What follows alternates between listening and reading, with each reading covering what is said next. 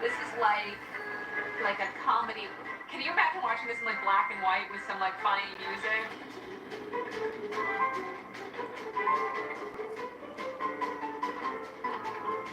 And then it hits the ground. That's gotta hurt. I mean, it's gotta hurt, but it's kind of funny though, right? And then somebody comes to help, like, oh, hey, let me help you now. Oh, never mind. Here's another angle. This has got to be the biggest umbrella I've ever seen in my life. Well, you know what? He has a great story to tell his family or his friends. I chased a giant umbrella today, and it didn't get away from me.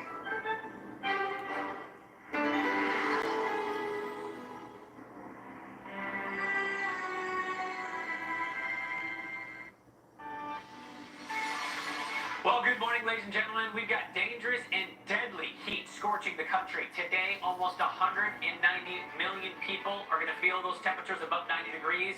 And that's just air temperature, which is taken in the shade. The heat index will be so much more punishing. Plus, hundreds of thousands of people still don't have power or AC. Now, what, a week after Hurricane Beryl hit Texas, we're going to have live reports from national correspondent Justin Michaels in Houston a little later this morning. And the heat that we're talking about, fueling big thunderstorms all along the northern tier. Hail, damaging winds, maybe tornadoes possible, but could there be heat relief behind the early week storms? I know you're looking forward to that. This is America's Morning Headquarters, and I'm meteorologist Jordan Steele, along with meteorologist Molly McCullum and Stephanie Abrams. We are going to start off with Steph to talk more about that heat because it was big over the weekend, and that continues on this Monday. Yeah, it does. So let's show you the high pressure that has been causing some of this heat. And remember, high pressure, you have air being suppressed underneath it. That's a warming process. And you also have sunshine. And so that means that you're going to have that direct sunlight. And both of these are two of the factors that can cause some very warm temperatures. And that's what we have here. And notice, I mean, across much of the country, highs are going to be well into the 90s. And this doesn't even factor in the heat index, which is going to be 100 all the way up into places like Boston today and in Chicago. There are a few potential records as we go through our Wednesday. And we have heat advisories abound throughout the entire Northeast, even down into the Mid-Atlantic, because it is going to be so hot today and humid on top of that. Look at D.C. We could break a record today. And we're going to be close in a lot of other locations. We could tie in Raleigh and also into Greensboro. And notice a record from 1997 and one from 1974. You're talking, sheesh. 40 years ago, we have seen a lot of this heat. D.C., we will see that heat index above 100 as we head into the afternoon. 105, 106, and notice even as the sun sets, I feel like the sun sets at like 10 o'clock, but it's really, just after 8 or so, we are still going to be feeling the heat index above 90 degrees. So a lot of sweating here.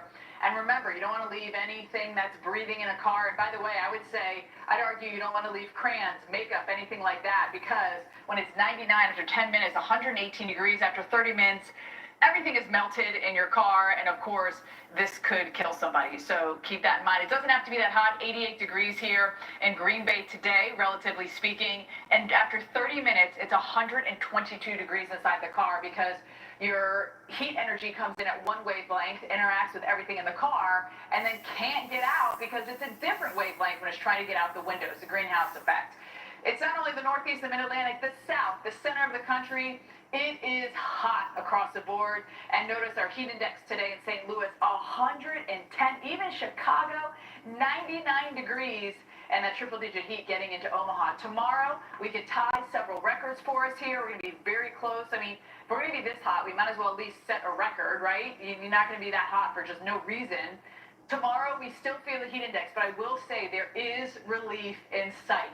We do have cooler air that will be coming down into the south, but before we get to that, if you're worried about heat exhaustion, you feel lightheaded maybe, excessive sweating, maybe a little nauseous, a heat stroke, which is more severe, you have a throbbing headache, not sweating, red or dry skin, and then that nausea. That nausea is always a good sign. Something's going wrong, Jordan. Yeah, it's your body telling you need to stop, sit down, right? You need to cool down, you get into some shade, you get into some AC, and you need to take a break.